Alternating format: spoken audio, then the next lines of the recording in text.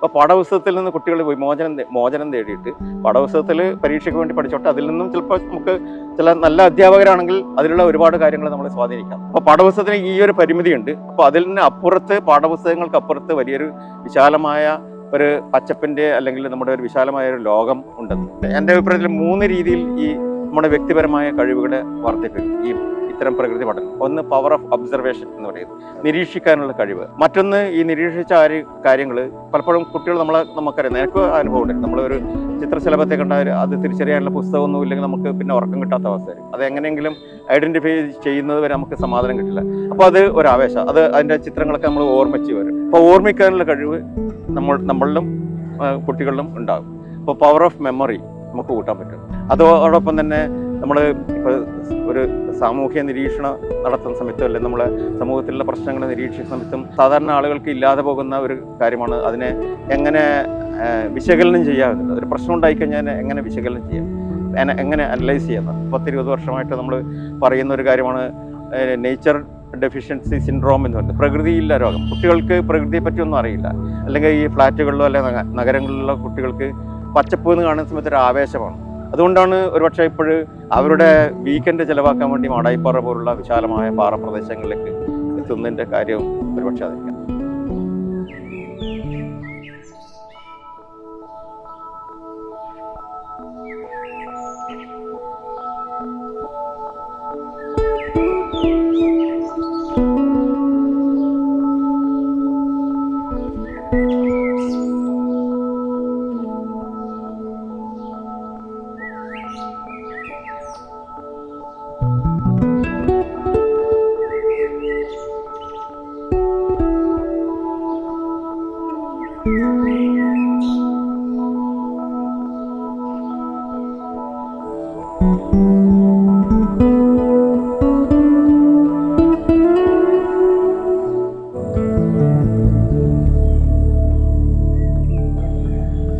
ഈ കുട്ടികളുമായിട്ടുള്ള ഒരു ഇന്ററാക്ഷൻ ഉണ്ടല്ലോ, അല്ലെങ്കിൽ കുട്ടികൾക്ക് ഇത്തരത്തിലുള്ള ജൈവ വൈവിധ്യ പഠന അല്ലെങ്കിൽ അത്തരം പാഠനങ്ങൾ പകർന്നു കൊടുക്കുമ്പോൾ അതിലുള്ള അനുഭവങ്ങൾ, അതിൻ്റെ കൂടെ തന്നെ ഇത്തരം കാര്യങ്ങൾ ചെയ്യുമ്പോൾ അവരെങ്ങനെയാണിത് സ്വാംശീകരിക്കുന്നത്, VC എങ്ങനെയാണ് ഇതിൽ പുതിയ കാര്യങ്ങളും അല്ലെങ്കിൽ ഇത് എപ്പോഴും പുതുക്കപ്പെടേണ്ടതുണ്ടല്ലോ, അതെങ്ങനെയാണ് ചെയ്യുന്നത്? അതായത് നമ്മുടെ ഈ 2 രീതിയിലുള്ള ജൈവവൈവിധ്യ പഠനങ്ങൾ അല്ലെങ്കിൽ ഒരു രീതിയിലേക്ക് പോകുന്നുണ്ട്. ഒന്ന് പാഠപുസ്തകങ്ങളിലുള്ള ജൈവവൈവിധ്യ പഠനം, അതിനൊരു പരിമിതിയുണ്ട്. ആ പാഠപുസ്തകങ്ങളിലെ ജൈവവൈവിധ്യത്തെക്കുറിച്ചുള്ള പരിസ്ഥിതി പഠനം വരുന്നത് 10-20 വർഷം മുമ്പ് സുപ്രീം കോടതിയുടെ ഒരു വിധിയുടെ അടിസ്ഥാനത്തിലാണ്. 1 ക്ലാസ് മുതൽ ഡിഗ്രി തലം വരെയുള്ള പാഠപുസ്തകങ്ങളിലെ പരിസ്ഥിതി ഒരു പ്രധാന വിഷയമായി സിലബസിൽ ഉൾപ്പെടുത്തണം, പഠിപ്പിക്കണം എന്നുള്ള രീതിയിൽ. അപ്പോൾ അതിനൊരു പരിമിതിയുണ്ട്. പക്ഷേ അതിൻ്റെ ചില അങ്ങനെ ഒരു വിധി വന്നതിൻ്റെ അടിസ്ഥാനത്തിൽ കുറച്ച് കാര്യങ്ങളൊക്കെ പാഠപുസ്തകങ്ങളിലേക്ക് എത്തിക്കാൻ വേണ്ടി പാഠപുസ്തക നിർമ്മാണത്തിൽ പരമ്പരാഗതമായ പാതയിൽ നിന്ന് വ്യത്യസ്തമായി ചിന്തിച്ചിരുന്ന കുറേ ചെറുപ്പക്കാരായ ആളുകൾ പാഠപുസ്തക കമ്മിറ്റിയിലൊക്കെ നമ്മുടെയൊക്കെ പല സുഹൃത്തുക്കളും എത്തുകയുണ്ടായി. അപ്പോൾ പ്രേമേന്ദ്രനെ പോലുള്ള ആളുകളൊക്കെ അങ്ങനെ വന്ന ആളുകളാണ്. അതുപോലെ എൻ്റെ പേര് പറഞ്ഞെന്നുള്ളൂ, വേറെയും ഒരുപാട് ആൾക്കാർ. അങ്ങനെയാണ് അത്തരം കാര്യങ്ങളുടെ ഒരു ഭാഗമായിട്ടായിരിക്കണം ഒരുപക്ഷെ 2006 മുതൽ 2009 വരെയുള്ള കാലഘട്ടത്തിൽ 3 വർഷത്തോളം 6ാം ക്ലാസ്സിലെ പാഠപുസ്തകത്തിൽ ആദ്യമായിട്ട് ചിത്രശലഭങ്ങളെ പറ്റിയുള്ള ഒരു അധ്യായം വരുന്നത് വസന്തത്തിൻ്റെ നിറച്ചാർത്ത് എന്ന പേര്. അത് ഞാനും ബാബു കമ്പ്രത്തും ജാഫർ പാലോട്ടും ചെയ്ത പുസ്തകത്തിനുള്ള ഒരു ഭാഗമായിരുന്നു. അതിൽ കുറച്ച് കുട്ടികളുടേതായ രീതിയിലേക്ക് മാറ്റിയിട്ട് ഉപയോഗിച്ചിട്ടുണ്ട്. അപ്പോൾ പക്ഷെ അതുകൊണ്ട് മാത്രം കുട്ടികൾക്ക് ഇതിനെപ്പറ്റി അറിയണമെന്നില്ല. അതായത് കുട്ടികൾക്ക് ഇപ്പം ഒരു പരീക്ഷ എഴുതി പാസ്സാകുക എന്നുള്ള ലക്ഷ്യം വെച്ചുകൊണ്ടാണ് നമ്മൾ പാഠപുസ്തകം പഠിപ്പിക്കുന്നത്. പാഠപുസ്തകം ഒരിക്കലും പാഠപുസ്തകത്തിലെ കാര്യങ്ങൾ പലപ്പോഴും കുട്ടികളിൽ ഉള്ളിലേക്ക് ആഴ്ന്നിറങ്ങാറില്ല. പരീക്ഷയ്ക്ക് വേണ്ടി ആണ് പഠിക്കുന്നത്. നമ്മൾ പരീക്ഷയ്ക്ക് വേണ്ടി പഠിച്ച കാര്യങ്ങൾ പരീക്ഷ കഴിയുന്നതോടുകൂടി തലയിൽ നിന്ന് ഡിലീറ്റായി പോവുകയാണ് ചെയ്യുന്നത്. പരീക്ഷയ്ക്ക് വേണ്ടി അല്ലാതെ പഠിക്കേണ്ടത്. അവിടെയാണ് നമ്മുടെ അമേരിക്കൻ ഒരു തത്വചിന്തകനായ നോർമൻ കസിൻസ് പറയുന്നത്. അതായത് വിദ്യാഭ്യാസത്തിൻ്റെ ലക്ഷ്യം എന്ന് പറയുന്നത്, പ്രഥമമായ ലക്ഷ്യം എന്ന് പറയുന്നത് ഒരു കരിയർ സമ്പാദനം മാത്രമല്ല. The first aim of education should not be to prepare young people for career but to enable them to develop a respect for life എന്നാണ് അദ്ദേഹം പറഞ്ഞു വെച്ചിരിക്കുന്നത്. ജീവനോടുള്ള ആദരവ് വളർത്തിയെടുക്കുന്നതായിരിക്കണം വിദ്യാഭ്യാസത്തിൻ്റെ ലക്ഷ്യം എന്ന് പറയുന്നത്. അല്ലെങ്കിൽ നമ്മൾ കാണാം, പല സിനിമകളിലൊക്കെ കാണാം, പരീക്ഷ കഴിയുന്നതോടുകൂടി സിനിമകളിൽ മാത്രമല്ല, നമ്മുടെ പല 10ാം ക്ലാസ് പരീക്ഷ കഴിഞ്ഞ കുട്ടികളൊക്കെ പുസ്തകം കീറിപ്പറിച്ച് ചാടുന്ന ചിത്രങ്ങൾ പലപ്പോഴും പത്രങ്ങളിലോ അല്ലെങ്കിൽ നമ്മുടെ വിഷ്വൽ മീഡിയയിലൊക്കെ വരാറുണ്ട്. അപ്പോൾ അത് അവരിൽ നിന്ന്, ഈ പരീക്ഷകളിൽ നിന്ന് അല്ലെങ്കിൽ ഇത്തരം കാര്യങ്ങളിൽ നിന്നുള്ള ഒരു മോചനമാണ്. അതെ. അപ്പോൾ അതിൽ നിന്ന് വ്യത്യസ്തമായിട്ട് വിദ്യാഭ്യാസ കാര്യത്തെക്കുറിച്ച് ഒരുപാട് പഴയ ചിന്തകർ, പെഡഗോഗി ഓഫ് ദി ഒപ്രസ്ഡ് എഴുതിയ ആളപ്പള്ളിയിൽ, അങ്ങനെയുള്ള ഒരുപാട് കാര്യങ്ങൾ പാഠപുസ്തകങ്ങളുണ്ട്. ബദൽ വിദ്യാഭ്യാസങ്ങൾ കേരളത്തിൽ വരുന്നുണ്ട്. അപ്പോൾ പാഠപുസ്തകത്തിൽ വരുമ്പോൾ അതിനൊരു പരിമിതി ഉണ്ടായിരിക്കും. അപ്പോൾ പാഠപുസ്തകത്തിൽ നിന്ന് കുട്ടികൾ മോചനം നേടിയിട്ട് പാഠപുസ്തകത്തിൽ പരീക്ഷയ്ക്ക് വേണ്ടി പഠിച്ചോട്ടെ, അതിൽ നിന്നും ചിലപ്പോൾ നമുക്ക് ചില നല്ല അധ്യാപകരാണെങ്കിൽ അതിലുള്ള ഒരുപാട് കാര്യങ്ങൾ നമ്മളെ സ്വാധീനിക്കാം. ഇപ്പോൾ ഒരുപക്ഷെ നമ്മളെയൊക്കെ പല അധ്യാപകരും അങ്ങനെ സ്വാധീനിച്ചിട്ടുണ്ടാകാം.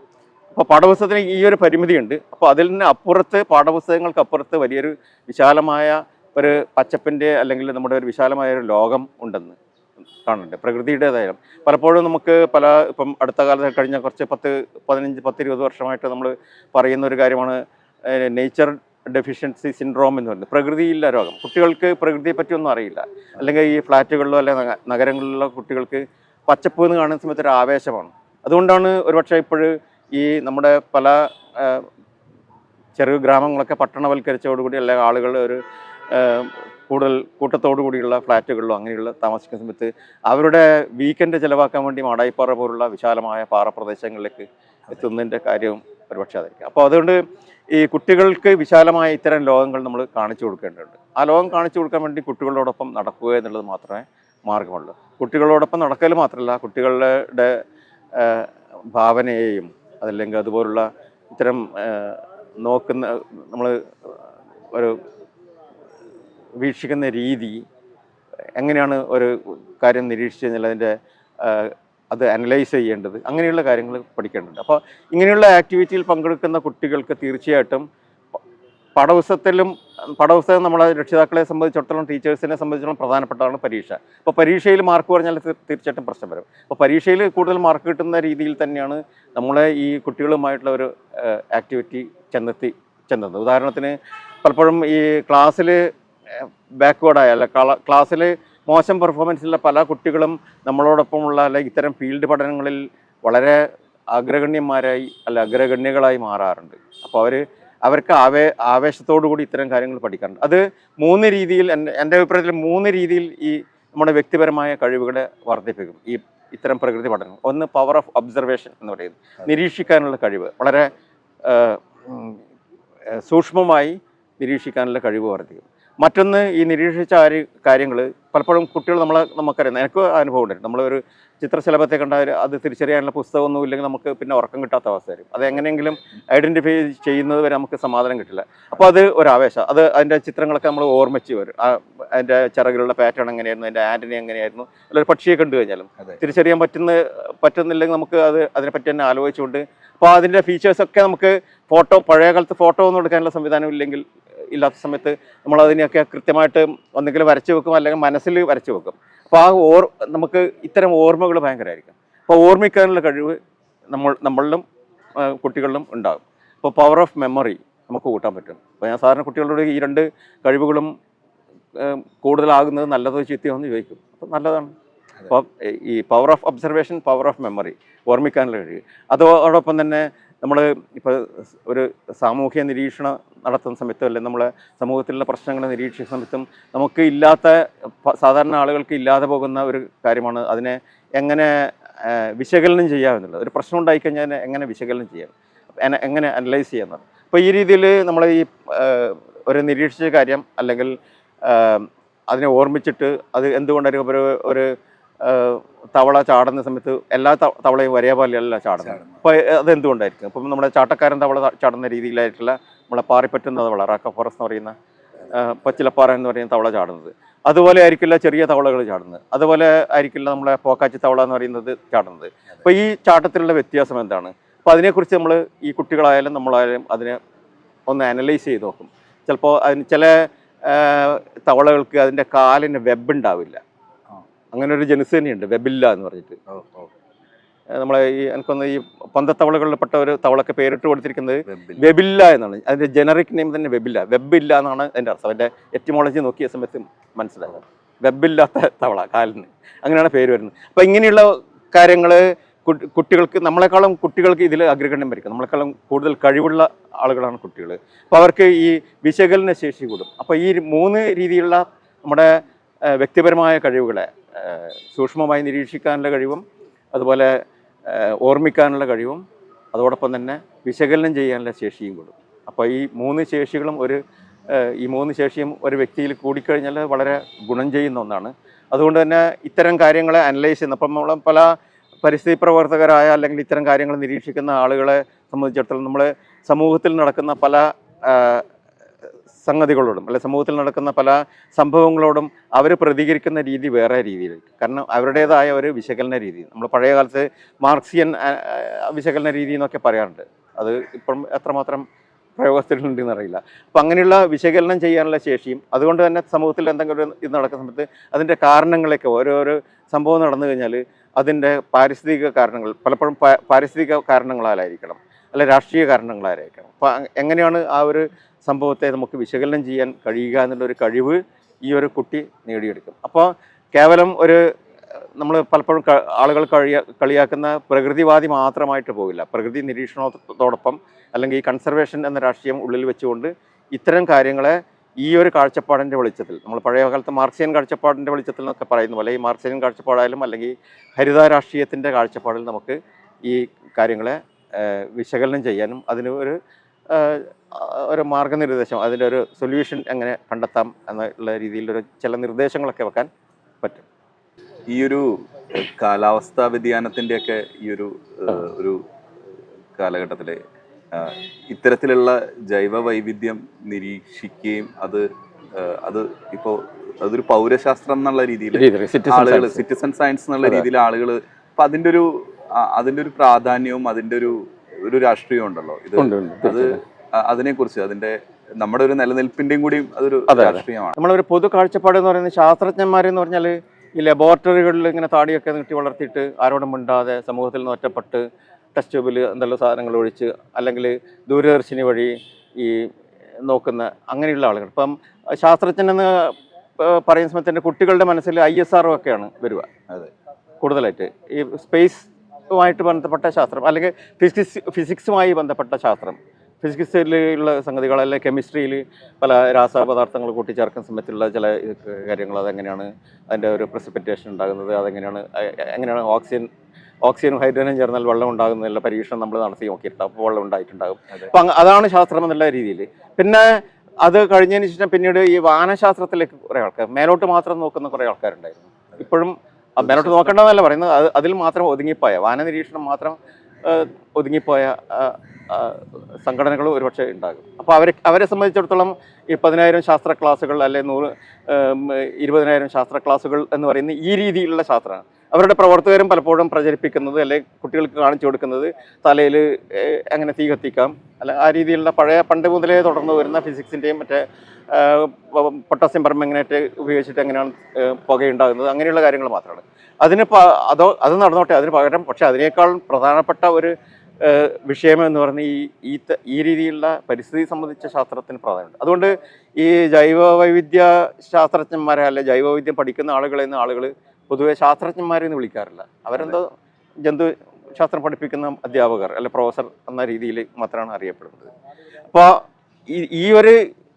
ഇത്തരം പഠനങ്ങൾ ലാബിൽ ചെയ്യേണ്ട ചില കാര്യങ്ങളുണ്ടാകും. അതൊഴികെയുള്ള പല കാര്യങ്ങളും നമുക്ക് ഒരു പൗരൻ എന്ന നിലയിൽ കൃത്യമായിട്ട് ഒരു സാധാരണ ആളുകൾക്കും പഠിക്കാൻ പറ്റും എന്നുള്ളതാണ്. ഒരു ചെടിയെ തിരിച്ചറിയാനും അല്ലെങ്കിൽ ഒരു ചിത്രശലഭത്തെ തിരിച്ചറിയാനും ഒരു തുമ്പിയെ തിരിച്ചറിയാനും പാമ്പിനെ തിരിച്ചറിയാനും അല്ലെങ്കിൽ മറ്റേതെങ്കിലും ചെറിയ ജീവികളെയൊക്കെ തിരിച്ചറിയാൻ നമുക്ക് ലാബ് അധികം ആവശ്യമുണ്ടല്ലോ. അതിൻ്റെ സൂക്ഷ്മതലത്തിൽ ചിലപ്പോൾ വേണ്ടി വരും. അപ്പം അങ്ങനെയുള്ള കാര്യങ്ങളൊക്കെ നമ്മുടെ ചുറ്റുവട്ടത്ത് നടക്കുന്ന ജൈവവൈവിധ്യത്തെക്കുറിച്ച്, ഫ്ലോറ ആൻഡ് ഫോണയെക്കുറിച്ച് അല്ലെങ്കിൽ ആവാസ വ്യവസ്ഥയുടെ പ്രത്യേകതകളെക്കുറിച്ചൊക്കെ പഠിക്കുന്നതിന് ഒരു പാറക്കെട്ടിലുള്ള വെള്ളം എത്രമാത്രം വെള്ളം സ്റ്റോർ ചെയ്യുന്നുണ്ട്, അവിടെ കാണുന്ന ജീവജാതികൾ എന്തൊക്കെയാണ്, അവിടെ ഏതൊക്കെ അക്വാറ്റിക് ഇൻസെക്ട്സ് ഉണ്ടാകാം, അതിൽ പല അക്വാറ്റിക് ഇൻസെക്ട്സും അല്ലെങ്കിൽ ചെടികളൊക്കെ എഫിമറലായിരിക്കുന്നത് ക്ഷിപ്രകാലികങ്ങളിൽ നിന്ന് വേണമെങ്കിൽ ആലങ്കാരിക ഭാഷയിൽ പറയാവുന്ന കുറച്ച് കാലത്തേക്ക് 1-2 മാസം മാത്രം ആയുസ്സുള്ള ജീവികളും സസ്യങ്ങളും ഉണ്ടായിരിക്കാം.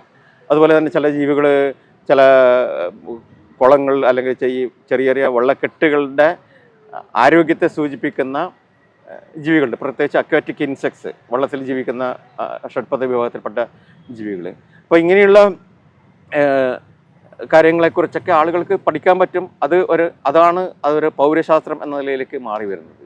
അപ്പോൾ സാധാരണ ആളുകൾക്ക് ഈ പറയുന്ന ശാസ്ത്ര സ്ഥാപനങ്ങളിൽ ജോലി ചെയ്യുന്ന അവർ പലപ്പോഴും ആ സ്ഥാപനങ്ങളിൽ ജോലി എന്ന കേവലം ഒരു ശമ്പളം കിട്ടുന്നതുകൊണ്ട് മാത്രം ജോലി ചെയ്യുന്നുണ്ടായി. അല്ലാത്ത രീതിയിൽ ശമ്പളം കിട്ടുന്നതുകൊണ്ട് മാത്രമല്ല, അല്ലാത്ത രീതിയിൽ ജനകീയമായ പ്രവർത്തനം, അല്ല ഒരുപാട് ജനങ്ങളുമായി ഇടപഴകുന്ന, അല്ല ജനങ്ങളിലേക്ക് അവരുടെ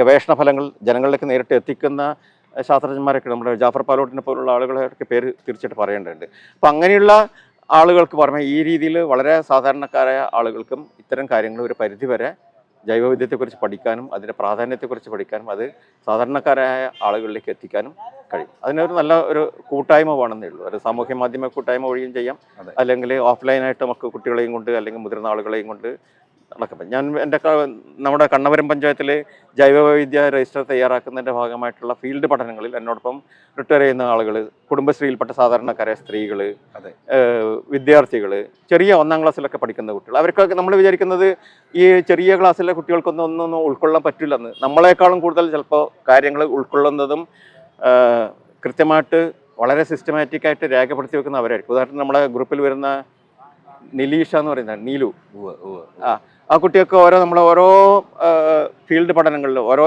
വാക്കിലും ആ വാക്ക് അവസാനിക്കുമ്പോഴേക്ക് കൃത്യമായിട്ട് ബട്ടർഫ്ലൈസിൻ്റെയും അല്ലെങ്കിൽ തുമ്പികളുടെയും അല്ലെങ്കിൽ സസ്യങ്ങളുടെയൊക്കെ കൃത്യമായ ഒരു ചെക്ക് ലിസ്റ്റ് തയ്യാറാക്കി വെച്ചിട്ടുണ്ടാവും. അത്രയും വളരെ സിസ്റ്റമാറ്റിക്കായിട്ട് ഒരു ചെയ്യുന്ന ഇതുപോലുള്ള ഒരു കുട്ടികൾ നമുക്ക് പല കുട്ടികൾ നമ്മളിങ്ങനെ കുട്ടികൾക്കൊന്നും ആവില്ല എന്നുള്ള രീതി. പക്ഷെ നമ്മളെക്കാളും മുതിർന്ന പോലും നമ്മൾ പോലും അങ്ങനെ ചെയ്യാറില്ല പലപ്പോഴും. അപ്പൊ അങ്ങനെയുള്ള ഒരുപാട് കുട്ടികൾ ചെയ്യുന്നുണ്ട്. അപ്പൊ ഇത്തരം കുട്ടികളിലാണ് നമ്മൾ ഒരു പ്രതീക്ഷ അർപ്പിക്കുന്നത്. ആ കുട്ടികൾക്ക് തീർച്ചയായിട്ടും ഈ നാടിൻ്റെ ജൈവവൈവിധ്യ പഠനങ്ങൾ നടത്താനും അതിനെ സംരക്ഷിക്കാനും ഒക്കെ കഴിയും. അപ്പോൾ അങ്ങനെയുള്ള ഒരു തലമുറയെ വളർത്തിയെടുക്കുക. ജൈവവൈവിധ്യ സംരക്ഷണം എന്ന് പറയുന്നത് ഈ പഞ്ചായത്തിൻ്റെ രജിസ്റ്ററിൽ മാത്രം ഒതുങ്ങേണ്ടതല്ലെന്നും ആ പഞ്ചായത്തിലുള്ള പലപ്പോഴും അതിൻ്റെ നമ്മുടെ ഒരു സിസ്റ്റത്തിൻ്റെ ഭാഗമായിട്ട് ഇങ്ങനെ ഒരു ആഹ്വാനം മേലിൽ നിന്ന് വരുന്നു, ജൈവവൈവിധ്യ ബോർഡ് ഇങ്ങനെ തയ്യാറാക്കണം എന്ന് പറയുന്നു. അത് വെച്ചിട്ട് ചില ആൾക്കാർ കോൺട്രാക്ട് ചെയ്ത് തയ്യാറാക്കുന്നുണ്ട്. ജൈവവൈവിധ്യ രജിസ്റ്റർ കോൺട്രാക്ട് അടിസ്ഥാനത്തിൽ തയ്യാറാക്കി കൊടുക്കുന്ന ഏജൻസികളുണ്ട്.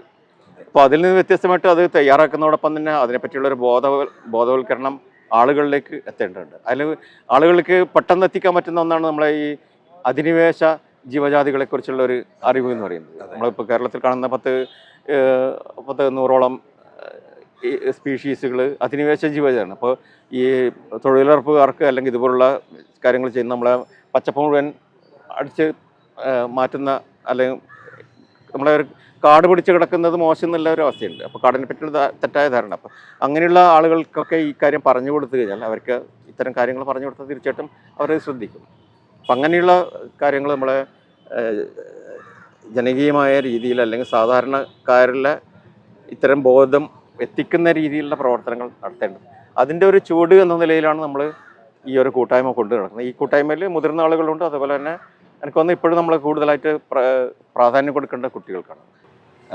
ഇപ്പോൾ വാക്വിത്തിരിസി പോലെയുള്ളൊരു കൂട്ടായ്മകൾ എങ്ങനെയായിരിക്കും കേരളത്തിലെ വേറെ സ്ഥലങ്ങളിൽ എങ്ങനെയായിരിക്കും അത് അതിൻ്റെ ഒരു ആശയം അതിനെ കുറിച്ചൊന്ന് വേറെ സ്ഥലങ്ങളിലും ഇതുപോലെ കൂട്ടായ്മകൾ ഉണ്ടായി വരേണ്ടതുണ്ട്. കാരണം അതിൽ നമുക്ക് ഈ ഇപ്പം പരിസ്ഥിതി സംഘടനകളുടെ തുടക്കം എന്ന് പറയുന്ന പയ്യന്നൂരാണ്. നേരത്തെ സൂചിപ്പിച്ച പോലെ ജോൺസിയും സീക്കും ഒക്കെയാണ് അതിന് മുന്നിട്ട് ഇറങ്ങിയതും. കേരളത്തിൽ മുഴുവൻ അതിൻ്റെ ആശയം എത്തിയിട്ടുണ്ടെങ്കിൽ കൂടി കൂടുതൽ കൂട്ടായ പ്രവർത്തനങ്ങൾ എനിക്ക് വന്നത്, ഞാൻ സ്വാർത്ഥത കൊണ്ട് പറയുന്നില്ല, കണ്ണൂർ ജില്ലയിലാണ് കൂടുതലായിട്ട് കാണുന്നത്. കണ്ണൂർ അത്യാവശ്യം കോഴിക്കോട് ജില്ലയിലും മലബാർ നേച്ചുറൽ ഹിസ്റ്ററി സൊസൈറ്റി പോലുള്ള സംഘടനകളുണ്ട്. അതും ജോൺസിയാൽ സ്വാധീനിക്കപ്പെട്ട ആളുകൾ മുൻകൈ എടുത്ത്, ജാഫർ പാലോട്ടും സത്യൻ മേപ്പയൂരും അങ്ങനെയുള്ള ആളുകളൊക്കെ മുൻകൈ എടുത്തിട്ട് സ്ഥാപിച്ച ഒരു സംഘടനയാണ്. പഴയ കാലത്തെ കേരള നേച്ചുറൽ ഹിസ്റ്ററി സൊസൈറ്റിയുടെ ഇന്ത്യയുടെ മാഷൊക്കെ ഉണ്ടായിരുന്ന കേരള നേച്ചുറൽ ഹിസ്റ്ററി സൊസൈറ്റിയുടെ ഒരു തുടർച്ച എന്ന നിലയിലാണ് സ്ഥാപിച്ചത്. ആ പേരായിരുന്നു ആദ്യം ഉപയോഗിക്കാൻ പോയത്. പിന്നെ അതിൻ്റെ ഒരു പ്രശ്നം കൊണ്ടാണ് മലബാർ നേച്ചുറൽ ഹിസ്റ്ററി സൊസൈറ്റി. അപ്പോൾ ഇങ്ങനെയുള്ള കൂട്ടായ്മകൾ നമുക്ക് മറ്റ് സ്ഥലങ്ങളിലേക്കും എത്തിക്കേണ്ടതുണ്ട്. പക്ഷെ അതിന് നമുക്ക് ഇത്തരം കാര്യങ്ങൾ ബോധ്യപ്പെടുന്ന, ഇത്തരം കാര്യങ്ങൾ ഹൃദയത്തിൽ സൂക്ഷിക്കുന്ന, അല്ല ഇത്തരം കാര്യങ്ങൾ ഇത്തരം പഠനങ്ങൾ നടത്താനും അത് മറ്റ് സാധാരണക്കാരായ ആളുകളിൽ ലാഭേച്ഛയില്ലാതെ നമ്മളേതെങ്കിലും ഒരു റെമ്യൂണറേഷൻ വാങ്ങിയിട്ട് അല്ലാത്ത രീതിയിൽ എത്തിക്കാനുള്ള മനസ്സുള്ള കുറച്ച് പേര് ഓരോ ജില്ലയിലും 1-2 പേരുണ്ടെങ്കിൽ നമുക്ക് തീർച്ചയായിട്ടും ഇത്തരം കൂട്ടായ്മകൾ പല പേരുകളിലായിട്ട് രജിസ്റ്റർ ചെയ്തോ അല്ല, എനിക്കൊന്ന് രജിസ്റ്റർ ചെയ്യുന്നതിനേക്കാൾ നമ്മൾ ഫോർമാലിറ്റി ഇല്ലാതെ ഇൻഫോർമൽ ആയിട്ടുള്ള ഇത്തരം സംഘടനകളായിരിക്കും നല്ലത്. ഫോർമലാകുന്ന സമയത്ത് നമുക്ക് ചിലപ്പോൾ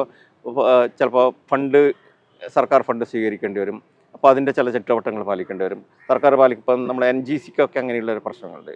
നാഷണൽ ഗ്രീൻ കോർൺ കുട്ടികളുടെ പരിസ്ഥിതി ബോധം ഉണ്ടാക്കാനും, പക്ഷേ അവർ ചിലപ്പോൾ സോപ്പ് നിർമ്മാണം അങ്ങനെയുള്ള അവർ ചെയ്യേണ്ടതല്ലാത്ത ചില പ്രവർത്തനങ്ങൾ ഈ കുട്ടികൾക്ക് ഏറ്റെടുക്കേണ്ടി വരുന്നുണ്ട്. അപ്പോൾ അതിൽ നിന്ന് വ്യത്യസ്തമായിട്ട് നമുക്ക് ഇൻഫോർമലായിട്ടുള്ള ഒരു സംഘടന മീൻസ് ഒരു ഗ്രൂപ്പ് ആയ സമയത്ത് നമുക്ക് സ്വതന്ത്രമായിട്ട് ഒരു ഫോർമാലിറ്റിയും അതിൽ പാലിക്കേണ്ട കാര്യമില്ല, അല്ലെങ്കിൽ ഏതെങ്കിലും ഒരു പ്രോട്ടോകോൾ പാലിക്കേണ്ട ആവശ്യമില്ല. ഇന്നലെ തന്നെ നമ്മൾ ഇവിടെ ഉദ്ഘാടന ചടങ്ങിൽ വരുന്ന സമയത്ത് IFS ഉള്ള ആളാണ് ഉദ്ഘാടനം നിർവഹിച്ചത്.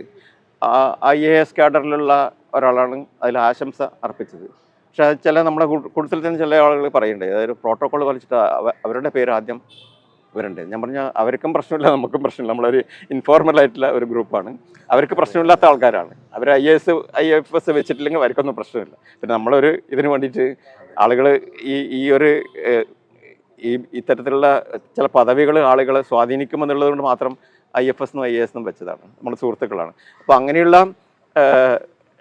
രീതിയിൽ നമ്മൾ കൂട്ടായ്മകൾ ഉണ്ടാക്കിയെടുക്കേണ്ടത്. തീർച്ചയായിട്ടും എനിക്കൊന്ന് നിങ്ങൾക്ക് തൃശ്ശൂർ അതുപോലെ തിരുവനന്തപുരത്ത് ട്രീ വാക്ക് എന്ന് പറഞ്ഞ ഗ്രൂപ്പ് ഉണ്ട്, ശാന്തി. അവർക്കൊക്കെ ചെയ്യാൻ പറ്റുന്നതാണ്. അതിൽ കുറേ ആൾക്കാർ ചെയ്യുന്നുണ്ട്. തിരുവനന്തപുരത്ത് ചെയ്യുന്നുണ്ട്, തൃശ്ശൂർ ചെയ്യുന്നുണ്ട്, മറ്റു സ്ഥലങ്ങളിലേക്കും സോഷ്യൽ മീഡിയ അങ്ങനെ സജീവം ഒരുപാട്. എനിക്കൊന്ന് നമ്മൾ ഈ എറണാകുളം ആ ഭാഗത്തൊക്കെ നമുക്ക് ചെയ്യാൻ പറ്റുന്നുണ്ട്. എറണാകുളത്ത് ഇപ്പോൾ നമ്മളെ ബേസിൽ പീറ്റർ അവരൊക്കെ ഉണ്ടല്ലോ. അപ്പം അങ്ങനെയുള്ള ആളുകൾ മുൻകൈ എടുത്തു കഴിഞ്ഞാൽ നമ്മൾ കുറച്ച് മെനക്കെട്ട് കഴിഞ്ഞാൽ, എനിക്ക് വ്യക്തിപരമായ ചില പരിമിതികൾ ഇപ്പോഴും ഉണ്ട്, ആരോഗ്യ പ്രശ്നങ്ങൾ ചെറിയ പരിമിതികൾ ഉള്ളതുകൊണ്ടാണ് ചെയ്യാൻ പറ്റും. പക്ഷേ എങ്കിൽ കൂടി നമുക്ക് എല്ലാ ജില്ലകളിൽ നിന്നല്ല പല സ്ഥലങ്ങളിലായിട്ട് ഇത്തരം കൂട്ടായ്മകൾ വളർത്തിയെടുത്തു കഴിഞ്ഞാൽ അത് കേരളത്തിൽ വളരെ പ്രധാനപ്പെട്ട ഒരു കാര്യമാണ്. അതിനിടയിൽ ഈ പരിസ്ഥിതി പഠനത്തിൻ്റെതായ ഒരു കാര്യം കൂടി സൂചിപ്പിക്കുന്നുണ്ട്. കാരണം നമ്മുടെ പല പദ്ധതികൾ വരുന്ന സമയത്തും പരിസ്ഥിതി ആഘാത പഠനം നടത്താറുണ്ട്. അത് സർക്കാർ തലത്തിൽ ഏതെങ്കിലും ഏജൻസിയെ കൊണ്ടാണ് നടത്തിക്കാറുള്ളത്.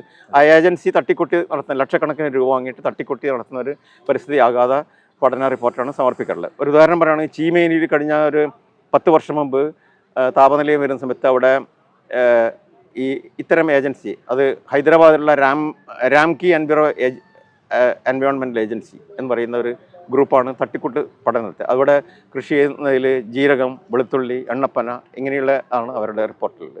അവിടെയൊന്നും ഇല്ലാത്ത ചില ബട്ടർഫ്ലൈസിൻ്റെ ലിസ്റ്റൊക്കെ കൊടുത്തിട്ടുണ്ട്. ചില ബട്ടർഫ്ലൈസിനെ ട്രാപ്പ് ചെയ്ത് പിടിച്ചതിൻ്റെ ലിസ്റ്റൊക്കെ കൊടുത്തിട്ടുണ്ടായിരുന്നു. അങ്ങനെയുള്ള തട്ടിക്കൂട്ട്. അതിന് പകരം നമ്മൾ കൃത്യമായിട്ട് ഈ ചീമയിലും അതുപോലെ കണ്ടങ്കാളി പെട്രോളിയം സംഭരണശാല വരുന്ന സമയത്തും നമ്മൾ ജനകീയമായ സീക്കിൻ്റെ നേതൃത്വത്തിൽ ഇത്തരം ജനകീയമായ ഒരു ജൈവവൈവിധ്യ പഠനം നടത്തുകയുണ്ടായി. ആ പഠന റിപ്പോർട്ട് മുന്നോട്ട് വെച്ചത് വളരെ കൃത്യമായിട്ടായിരുന്നു.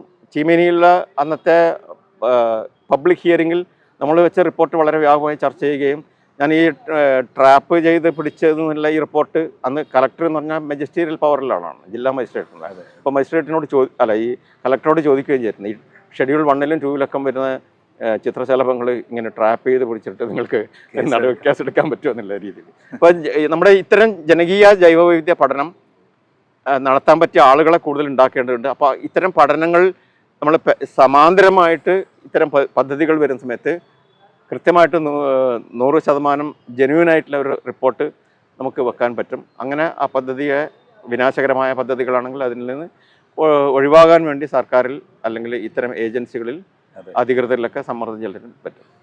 അതിന് 2 ഉദാഹരണമാണ് ചീമേനിയിലും. സമാനമായിട്ടുള്ളത് അതിരപ്പള്ളി സമയത്ത് ഹിമാലയത്തിൽ കാണുന്ന സ്പീഷീസുകളൊക്കെ അവിടുത്തെ പരിസ്ഥിതി ആഘാത പഠനത്തിൽ. അതുപോലെ തന്നെ നമ്മുടെ പല ചില ഈ കോളേജ് തലത്തിലൊക്കെയുള്ള പല അല്ലെങ്കിൽ യൂണിവേഴ്സിറ്റി തലത്തിലുള്ള പല ഈ പ്രോജക്റ്റിൻ്റെ ഭാഗമായിട്ടൊക്കെ ചെയ്യുന്ന ഗവേഷണം എന്നൊക്കെ പറഞ്ഞിട്ട് ഒരുപാട് തട്ടിക്കൂട്ട് പരിപാടികൾ ചെയ്യുന്നുണ്ട്. കഴിഞ്ഞ 2 വർഷം മുമ്പ് കണ്ണൂർ യൂണിവേഴ്സിറ്റി, ഞാൻ ആളുടെ പേര് പറയുന്നു, കണ്ണൂർ യൂണിവേഴ്സിറ്റിയിലെ ഒരു ഗ്രൂപ്പ് നടത്തിയതിൽ ഇവിടെ ഇല്ലാത്ത ഹമ്മിങ് ബേർഡിൻ്റെ ഒക്കെ പേര് കേരളത്തിലുള്ളതായിട്ടൊക്കെ പറയുന്നുണ്ടായിരുന്നു. അതാണ് സംഗതി. അപ്പോൾ അതിനെപ്പറ്റിയുള്ളൊക്കെ ഒരു കൃത്യമായ ധാരണ നമുക്ക് ഉണ്ടായിരിക്കണം. ഇപ്പോഴും ഈ ഹമ്മിങ് ബേർഡിൻ്റെ കാര്യം പറഞ്ഞുകൊണ്ട്, ഹമ്മിങ് ബേർഡ് ഇവിടെ കേരളത്തിലുണ്ടെന്നാണ് നമ്മളെ അധ്യാപകരും കുട്ടികളൊക്കെ പലരും വിചാരിക്കുന്നത്. ഈ നമ്മുടെ സൂചിമുഖി സൺബേർഡ് എന്ന് പറയുന്ന സൂചിമുഖി പക്ഷികൾ കണ്ടിട്ട് ഇവർ ചിത്രം മാത്രമല്ലേ കാണുന്നല്ലോ. ആ സൂചിമുഖി പക്ഷികളെ കണ്ടിട്ട് പക്ഷേ എൻ്റെ വീട്ടിൽ ഹമ്മിങ് ബേർഡ് വന്നില്ലെന്ന് പറയും. അതെ, അതാണ് സംഗതി. അപ്പോൾ നമ്മൾ ഈ ജൈവവൈവിധ്യ പഠന അത് പറയുന്ന സമയത്താണ് ഒരു കാര്യം ഓർമ്മ. ജൈവവൈവിധ്യ പഠനം നടത്തുന്ന സമയത്ത് നമുക്ക് ഇവിടെ ഇല്ലാത്ത ചില ജീവജാതികളൊക്കെ നമ്മൾ ചിലപ്പോൾ ഗൂഗിൾ ലെൻസിലൊക്കെ അടിച്ചു കഴിഞ്ഞാൽ അങ്ങനെ. ഇപ്പോൾ പഴയ കാലത്ത് അധികം നിശാശലഭങ്ങളെക്കുറിച്ച് അധികം പഠനം നടത്താത്ത സമയത്ത് ഇവിടെ കാണുന്ന ആറ്റ്ലസ് മോത്ത് നോർത്ത് ഇന്ത്യയിൽ കാണുന്നതല്ല, ഏഷ്യയുടെ മറ്റു ഭാഗങ്ങളിൽ കാണുന്ന ആറ്റ്ലസ് മോത്ത് ആണെന്ന് വിചാരിച്ചിട്ട് അതിനെ അറ്റ്ലസ് എന്ന സ്പീഷീസിൽപ്പെട്ടതായിട്ട് വിചാരിച്ചിരുന്നു. പക്ഷേ ഇപ്പോൾ കൂടുതൽ പഠനങ്ങളുടെ ഭാഗമായിട്ടാണത് ശ്രീലങ്കയിൽ നിന്നുള്ള നിലയിൽ ടാപ്രബാനിസ് എന്ന പേര്. ടാപ്രബാനിസ് എന്നാണ് ശ്രീലങ്കയെ സൂചിപ്പിക്കുന്ന വാക്കാണ് അങ്ങനെ ഒരു പേര് വന്നത്. അതുപോലെ തന്നെ പല ജൈവവൈവിധ്യ റിപ്പോർട്ടുകൾ നോക്കിക്കഴിഞ്ഞാൽ ഇവിടെ ഇല്ലാത്ത ചില സ്പീഷീസുകളൊക്കെ ഉണ്ടാകും. അപ്പോൾ അതിനെക്കുറിച്ചൊക്കെ കൃത്യമായിട്ടുള്ള ധാരണ നമുക്ക് ഉണ്ടായിരിക്കും. ജൈവവൈവിധ്യ പഠനങ്ങൾ അത് പൊതുജനങ്ങൾക്ക് പലപ്പോഴും ലഭ്യമാവുന്നില്ല വലിയൊരു പ്രശ്നമുണ്ടല്ലോ. ഈ അറിവ് എന്ന് പറയുന്നത് ഇപ്പോൾ ഇത് പല ജേണലുകളൊക്കെ വലിയ വിദേശ ജേണലുകളൊക്കെ പ്രസിദ്ധീകരിക്കുമ്പോൾ ഇതിനെ എങ്ങനെയായിരിക്കും നമുക്ക് മറികടക്കാൻ പറ്റുക? അതായത് നമ്മുടെ പല ഗവേഷകരും സർക്കാരിന്റെ പണം വാങ്ങിയിട്ടാണ്, അവരുടെ സ്വന്തം പണം ഉപയോഗിച്ചല്ല ചെയ്യുന്നത്. അപ്പോൾ സർക്കാരിന്റെ നികുതി പണം ഉപയോഗിച്ചാണ് ലക്ഷക്കണക്കിന് രൂപ ചെലവഴിച്ചിട്ട് ഗവേഷണ പ്രബന്ധങ്ങളോ അല്ലെങ്കിൽ ഗവേഷണ പ്രോജക്റ്റുകളോ തയ്യാറാക്കുന്നത്. അപ്പോൾ അത് പൊതുജനത്തിന് ആക്സസിബിൾ അല്ല. അപ്പോൾ അത്തരം കാര്യങ്ങളൊക്കെ ജനകീയമായ രീതിയിൽ പൊതുജനത്തിന് ആക്സസ് ആകുന്ന രീതിയിൽ പബ്ലിഷ് ചെയ്യേണ്ടതുണ്ട്. പല ജേണലുകളും അങ്ങനെ ചെയ്യുന്നുണ്ട്. പക്ഷെ അതോടൊപ്പം തന്നെ ഇപ്പോൾ ഒരു പഞ്ചായത്ത് ആയിക്കഴിഞ്ഞാൽ ഇപ്പം പഞ്ചായത്തിൻ്റെ അല്ലെങ്കിൽ ജൈവവൈവിധ്യ രജിസ്റ്റർ പബ്ലിക്കിന് ആക്സസിബിൾ ഇല്ല. അതിനും വേറെ കാരണങ്ങളുണ്ടാകാം. മിസ്യൂസ് ചെയ്യുന്ന ഒരു പ്രശ്നം ഉണ്ടാകും. അപ്പോൾ അതോടൊപ്പം തന്നെ അവിടെയുള്ള ആളുകൾക്ക് അത് ആക്സസിബിൾ ആയിരിക്കണം, പഠന താല്പര്യമുള്ള ആളുകൾക്ക്. അല്ലാത്ത വ്യവസായികളാണെങ്കിൽ അല്ലെങ്കിൽ കച്ചവടക്കാരാണെങ്കിൽ അത് മിസ്യൂസ് ചെയ്യും. അതുകൊണ്ടാണ് പഴയ കാലത്ത് ചില പുതിയ ചില സ്പീഷീസിനെ കണ്ടെത്തിയത് അതിൻ്റെ കൃത്യമായ ലൊക്കേഷൻ വെളിപ്പെടുത്തേണ്ടെന്നുള്ളൊരു നിർദ്ദേശം വന്നത്.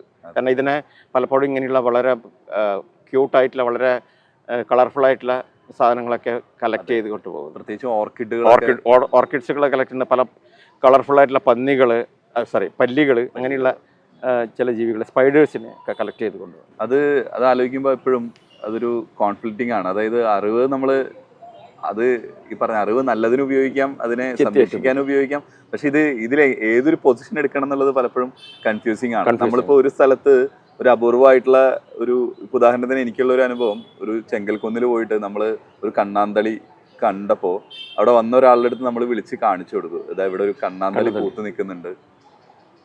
2 സെക്കൻഡ് കൊണ്ട് ആ ചെടി അയാൾ പറിച്ചു എന്നുള്ളതാണ് വീട്ടിൽ കളക്ട് ചെയ്യാൻ വേണ്ടിയിട്ട്. അപ്പൊ നമ്മളൊരു കാര്യം ഒരാളുടെ ശ്രദ്ധയിൽപ്പെടുത്തുമ്പോൾ അത് രണ്ട് രീതിയിൽ സമൂഹത്തിൽ പ്രവർത്തിക്കുന്നത്. ഒന്ന്, നമുക്ക് എല്ലാ ആളുകളിലും ഒരു കൗതുകമുള്ള അല്ലെങ്കിൽ ഒരു കുറച്ച് ഭംഗിയുള്ള ഒരു സാധനം കണ്ട്, പ്രത്യേകിച്ച് പൂക്കളാണെങ്കിൽ ഉടനെ അത് പറിച്ച് കയ്യിൽ പിടിക്കണം, അല്ലെങ്കിൽ കയ്യിൽ പിടിച്ചിട്ട് ഒരു ഫോട്ടോ എടുത്ത് ഫേസ്ബുക്കിലിടാം. അങ്ങനെയുള്ള ആഗ്രഹങ്ങളുണ്ട്.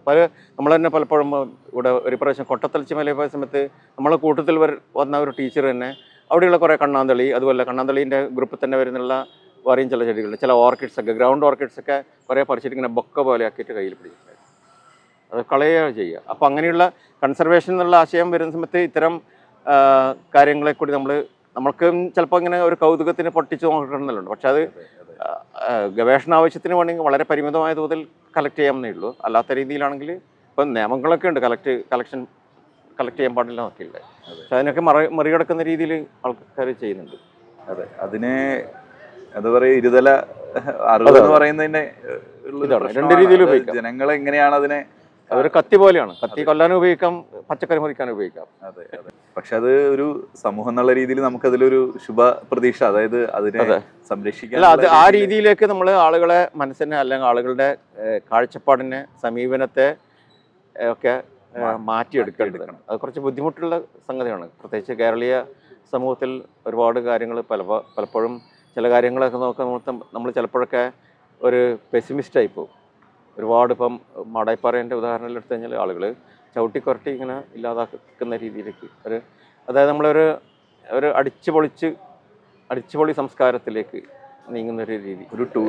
നല്ലൊരു ടൂറിസം കൾച്ചർ ഇല്ലാതെ കുഴപ്പമായിരിക്കും.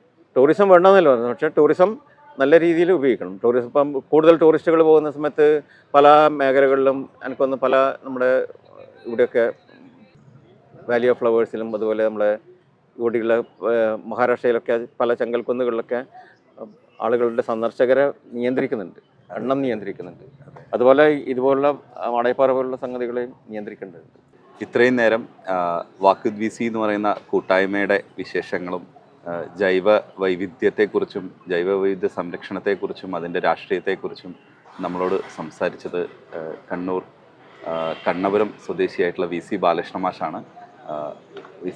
വി സിക്ക് ഈ ഒരു ഇൻ്റർവ്യൂവിൽ പങ്കുചേർന്നതിൽ നന്ദി രേഖപ്പെടുത്തുന്നു.